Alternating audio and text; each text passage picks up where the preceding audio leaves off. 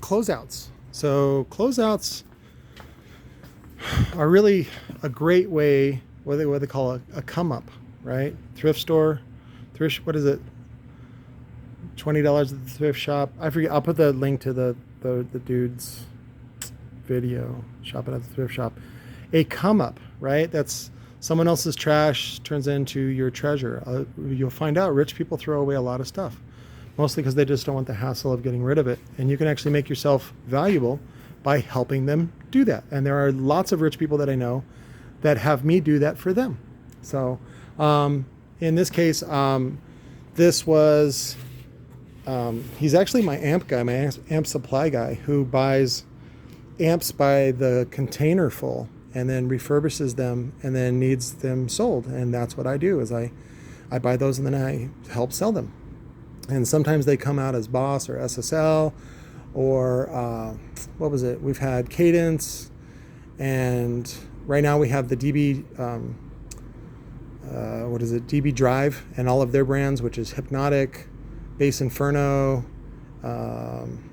Euphoria, all those series. Those are all from DB Drive. And again, DB Drive it's not, they don't really build anything. I think the best thing they do is on their flagship brand, which is DB Drive. And then I think they make a top end woofer using the TI frame or something like that, which is great and all, but again, it's just all made in China. And but these closeouts, so that's what I want to focus on, these closeouts. Take advantage of these closeouts. So one of the closeouts I took advantage of, and I didn't even take advantage of it first. At the time, I didn't have any money, but was Audio Legion. So I got some amps from Curtis. We did a trade. He wanted really bad. He wanted a what do you call it? JL Audio, another 12-inch JL Audio with a JL Audio frame in white on the 13W7 motor, and I happen to have one left of each, but it's going to take probably a month, maybe 2 months to get it done. So I said, hey, you want to pay me an amp? He's like, yeah. So now Curtis has a bunch of credit on his credit cards because he's actually really financially fit, and he's got a rental property, and so he's doing pretty good for his family, and he has a good job. So in his case, he doesn't have a lot of overhead, and so he's able to have things like that. And I've been encouraging him to make small investments like that, especially on closeouts. So right now, if you go to Audio Legion, whatever it is, .com or whatever URL they have, there are still some closeouts. Now, not everything is a good deal, and so sometimes you have to be patient and you have to know what the value of that item is. Somebody had emailed me. I think the only amps they have left are it's a Class D 1 ohm that's good for 60 amps. Typically, those amps cost about $50 from China, and they're still selling them for $80. But I think it's $80 shipped. The downside, I think, on those Audio Legion amps is that you cannot debadge them, or at least debadge them easily. They're great amps. They're the same amps that basically everybody buys. And when I say everybody, I'm talking about all the brands. All the brands that all the brands buy, and then they just resell. So it's not every item, but somebody had asked me about one of the Recon kits they have. He's like, does this fit this? I'm like, I have no idea what fits what, and you have to do your research. But if you can order one and then find out, hey, this fits this motor, and you can have access to that motor, or better yet, you don't sell it as an Audio Legion Recon if it fits, say, a Sundown. You're like, hey, if you're using the Sundown frame, you have this motor like the S.A.E or something like that, and you're like, you have the S.A.E version 1, Rev whatever, and you're using the 4-spoke frame, this Recon kit will work. And so then you can say, you can sell the Recon kit for that woofer. And that's all I did. Again, one of my first deals that I found, this was back in 99, 2000. I had bought this really used, cheap CTX brand laptop from Circuit City for $200, which was insanely low at the time. And I wanted to expand the memory, and I looked on, I think at the time, Price Watch was it Price Watch or Street Price? Anyways, I found a vendor the third row down or something like that, and they sent me one that the stick of RAM that I'd never heard of, but it worked and it was compatible. It had it rubbed a little bit when you inserted it, but it still fit. And what was great though is when I searched that model number, it came up with a different, it was a different brand of RAM or something like that, and it was half the price. And so I started buying this ram from this vendor directly, number one, so that they make more money, and chances are they'll like me more, so that they'll tend to give me better pricing. So I started buying that RAM and then just flipping it on eBay for saying it fits this laptop, which was, there was a margin there for me to make. And that was fine until I realized that I was sending it out there with the model number on there. I should have removed the model number so that I could keep that. But once the secret got out, then people started buying it from that vendor anyway. So that's one of the secrets of brand is, like, I remember when I worked at Lightning Audio, they would not let us reship in any of the boxes that they got stuff from their vendors, because they wanted to keep those things secret. And a lot of times those are just manufacturing secrets. But again, that was back in, that was in 2099 or something like that. And now there's Alibaba and there's all this other stuff. So you guys don't have to worry about that. But closeouts. So check out Audio Legion. The other one that was a good closeout was AI, was it Dark Audio?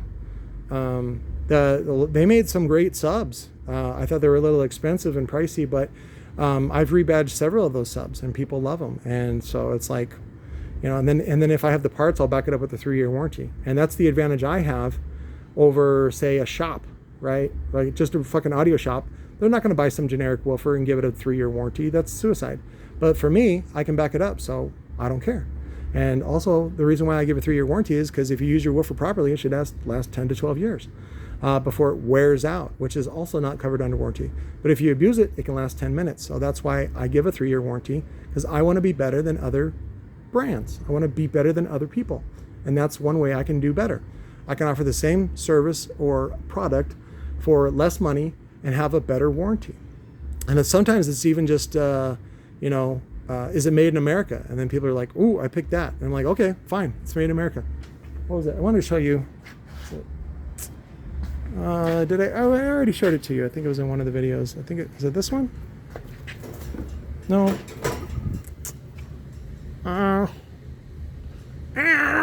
Oh, it's down there. It was the S.A.S.E. The S.A.S.E. EVL. So the EVL is basically the TC9 motor, but they put this weird top plate on it so that it has built-in spacers. That's a really great motor, but the problem is because of that little notch that they put on there, you would have to remove the badging so that people don't know that it was an EVL. Because if you sell it as an EVL, it's only good for about $150. But because I made it and because I back it up with a 3-year warranty, I'll sell that motherfucker for $200 when it goes for $220 shipped on Amazon. What's the advantage? Number one, I back it up with a 3-year warranty. Number two, it's made in America, which is not the same as what S.A.S.E. does. S.A.S.E. makes it in China. So that's the other one. 3, I have a larger pass band. This thing plays lower. It plays down to flat to 30 hertz. So I think they claim that theirs does, but sometimes they put a little disclaimer in there that says, specifications may change at any time. And then what they do is they put a stiffer suspension in there so that it can take more abuse, but it doesn't play as low. But the end user usually doesn't give a shit about low frequency because they're just kind of a dumb generic bass head that uses bandpass. Ha ha ha, there, I got it as a callback. Because they're an idiot that puts it in a bandpass anyway. So don't be that idiot. But closeouts. That's how I've been able to survive and do a lot of the stuff that other vendors can't match or can't do, and that's what's helped me survive for over 20 years. So, and that's, I used to, when I first got started, like one of the things I did was I put my dust cap on there. I actually paid, God, it was like it was $1,000 for the dust caps, and then it was another $1,000 to get them screen printed, and I couldn't afford different sizes, so all the dust caps, let me see if I have one for you. All the dust caps had the same logo on it, the same size logo, because I could only pay for the tool up of that one size. And the guy was like pissed off at me anyway for only doing 1,000. I'm like, I can't do more than 1,000, dude. Like, fuck off. So, but he's like, I'll help you out this one time. And then of course I never went back, which is exactly what he was afraid of. So I keep a lot of, sometimes I just keep these for shape. So here's the first woofer I made. This is numero uno, number one, T2 Tough. This one actually was made by Ted Turner, and then I put the cap on it, and then I blew it, but I kept the cap. So here it is. There's some history right there. That was the original cap that I came up with. It cost me $2,000 to come out with these fucking dust caps that I ordered through somebody else. They're just paper. Is there 2 there? Oh, look at that. Oh, look at that. 2. Brand new. Do something. Oh, you know what? This will go in the raffle for Amy. Donate some money to Amy for her congratulations on her graduation, and I'll put this in as one of the prizes. So, well, that'll be 4th prize. And if you want, I'll sign the back. I don't want to sign the front, but I'll sign the back. So, but one of the first things I learned about branding was somebody said they didn't like the logo, and I was like, at first I took it personal. I was like, ouch, that hurts, because I put a lot of work into that. But what I realized was that, what's more important, the sale or my ego? Well, in most of car audio, it's the ego that's most important, and that's why they really promote the brand. For me, it was just about sales. I'm like, I didn't care. Why do I care if if they like that brand? Give them what they want. And so what that led to was basically down a different rabbit hole where I am the garbage man of audio. And that goes right in line with the ideas that I have about Robot Underground. Like I was talking about the scene from AI with the Sixth Sense kid, where he ends up getting dumped off at the junkyard where all the robots hang out outside of town. Like, there's a lot of value in junk. There's a lot of value in dealing with second-class stuff, third-class stuff that nobody wants. Like, if you can figure out what to do with, I don't know, human waste, come to find out you can make a lot of money handling that because nobody wants to handle it. I think it was like even locally here in City of Mesa, they pull out a pound of gold per year that comes, either people eat it or it falls down the toilet or whatever it is. A pound of gold, dude. Fuck yeah, at whatever it is, $2,000 an ounce or whatever it is right now. That's a lot of money, and it's free money. So again, and it's good for the environment. I don't like the way that they spend it. So they end up turning a lot of that stuff into fertilizer for lawns, and then they give it away free to the golf courses, which is kind of a shitty way to spread the wealth, I guess, if you want to use that euphemism. I think they should give it to homeowners and other people like that, or even just sell it and then use the money for the city. But whatever, that's my opinion. So, but here in Arizona, we get free, a lot of the local golf courses get free fertilizer from the city of Mesa because I send them a nice big deuce and they're like, thank you. And they chop it up and turn it into good stuff. So there's always good money in, number one, doing something that other people don't want to do. Number two, in making the best with what you got. And really, I've taken lots of shit from people that are just audio snobs and just snobs in general. They're like, what? You sell a used woofer? Blah, blah, blah. And that's why I back it up with a 3-year warranty. Yes, it is a used woofer, but it has a 3-year warranty, which is better than what you're buying. Also, what's great is it holds its value.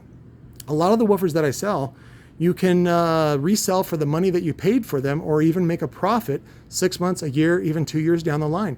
You cannot do that when you buy something retail. And then on top of that, the city gets a chunk. So the city doesn't care. The city doesn't care that you're getting ripped off or that you're paying too much because they get a piece. So the city supports retail, and I'm not a fan of any of that.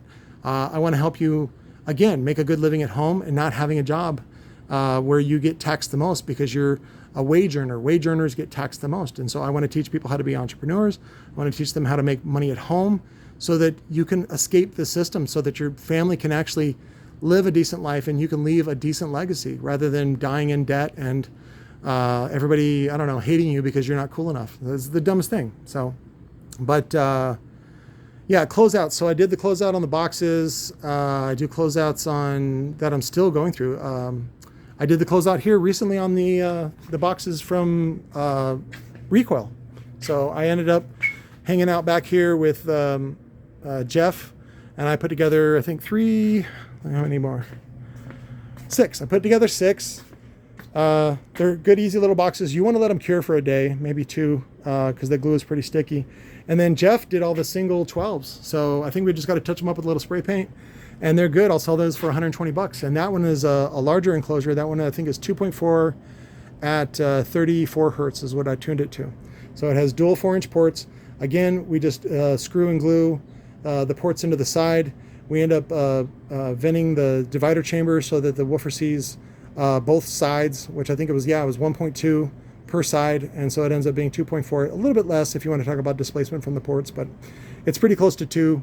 So it ends up sounding really great for a 12-inch woofer. And again, lemons into lemonade. Once you start finding lemons, you'll realize and seriously, like if it's cars, if it's RC cars, Jeff's recently got into RC cars and flipping RC cars. Why? Because RC car owners are some of the biggest spoiled children on the planet. If something breaks on it again, and they got fucking thousands of dollars into these things, they'll just throw the whole thing on OfferUp. They go, somebody come pick this up for $100, and you go pick it up, and it's like 2 fixes. Like you just it's a bad wire connection to the battery pack, or the battery's swollen because this idiot wouldn't buy a new battery. And then they flip it. Like normally he's got $1,000 into it, and he flips it for $500. And the guy taking the RC car now is like, oh, I only got $500 into this $1,000 car. This is a good deal for me. So there's deals like that everywhere. Even if it's just simple as like going to Goodwill and buying an old receiver for $20 and then going to someone's house and hooking it up for them, right? So charge them $40 for the receiver, which most people who don't know any better are more than willing to pay that, because if they go to the store, they're going to spend $200. And then you go, also another $50 for house call. In fact, round it up to $100. Do $60 for the house call. And so you picked something up and made a $60 profit, or no, $80 profit, and you help somebody live a better life and get something half price. Everybody wins except for the retail places, which they're fine because they do so much volume anyway. Like, we were talking about today with Walmart taking returns. Like they don't give a shit because the company that sold them the gear in the first place, let's take Kicker, right? Everybody likes to beat up on Kicker because Kicker went into Walmart. You got to understand that Kicker makes about $100,000 to $150,000 a month profit because of that account. And so when Walmart sends back all the dead woofers, they just go, thank you. And thank you, may I have another? Because they don't give a shit because they're making $150,000 a month on that fucking one account. So, and that's one of the reasons why anybody that sells Kicker doesn't mind giving you a free woofer at least once, maybe twice. Also because you've paid for 3 or 4 in advance, right? I don't like that system because it's wasteful and it takes advantage of your ignorance. But that's the way most companies function. Some of them they get really snobby, like say JL Audio. It costs them say $30 to make a 12W7, and then they wholesale that for probably right around, to a small dealer, probably about $500. So they've turned $30 into $500, and now that small dealer has taken that $500 and tried to sell it for $1,000 plus the install. So that's a lot of markup on something that only costs $30 to make, and that's USA made $30, not even China made $30. So, but that's to give you an idea of the kind of markup that is not just in electronics, but in all things. And that's one of the things that makes Tesla, and let me suck on Elon's dick here. That's one of the great things that Tesla does is, and what Elon's done with SpaceX is he goes, well, how do they do this? How do they, make rockets go? And it's like, oh, well, we need oxygen and hydrogen for the fuel. And he says, okay, that's expensive because if you, first of all, you outsource the oxygen manufacturing to one company, they don't have the volume, they don't have the capacity in order to do that. And so what happens is you have to put enough money on the table so that company can then outsource it to another company. And everybody involved has to make a profit on top of that. And so Elon's like, well, what if we just pull natural gas out of the ground, like methane or something like that, and then use that as fuel? And they're like, yeah, that'll work. And it's like, okay, so where do they have methane? Texas. So we don't even have to buy the oil field. You don't even have to buy the land. You just have to lease it. And so you lease the land and pull your rocket fuel right out of the fucking ground and then just bottle it up. So you got to do some processes. It's not like refining or anything like that. They probably might do some refining, whether it's a specific gravity or something like that. But that's the idea that Elon's taken and bypassed a lot of industries that normally make some money. You become irrelevant, right? And that's really what innovation is about, is finding things around you that already exist that you don't have to pay tooling on, that's not proprietary. You just put in a different combination to come up with something that is relevant and affordable. And that's a great product. And that's all Elon's done. So I'm done sucking on his dick, but I love you guys. look for closeouts. Take advantage of closeouts because you never know when they're going to happen again. So I can go on with the closeout stories forever, but that's basically how I've been able to survive and, help my family live another day and maybe make some movies for Tesla. I love you. Bye.